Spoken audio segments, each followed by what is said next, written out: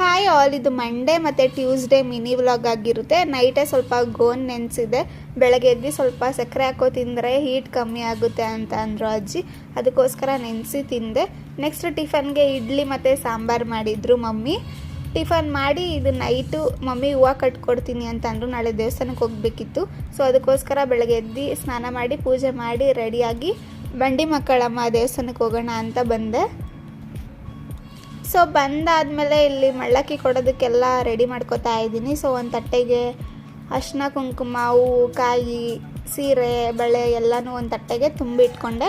Next ನಿಂಬೆಹಣ್ಣು ದೀಪ ಹಚ್ತೀನಿ ಅಂತ ಅಂದ್ಕೊಂಡಿದ್ದೆ. ಸೊ ಅದಕ್ಕೋಸ್ಕರ ನಿಂಬೆಹಣ್ಣು ಆರತಿ ಮಾಡೋದಕ್ಕೆ ಎಲ್ಲ ರೆಡಿ ಮಾಡ್ಕೋತಾ ಇದ್ದೀನಿ. ಒಂದು ತಟ್ಟೆಗೆ ಅಕ್ಕಿ ಹಾಕಿ ನಿಂಬೆಹಣ್ಣೆಲ್ಲ ಇಟ್ಟು ರೆಡಿ ಮಾಡ್ಕೊಂಡು ನೆಕ್ಸ್ಟು 2 ಅವರ್ ಆದಮೇಲೆ ದರ್ಶನ ಆಯಿತು. ಹೆವಿ ರಶ್ ಇತ್ತು.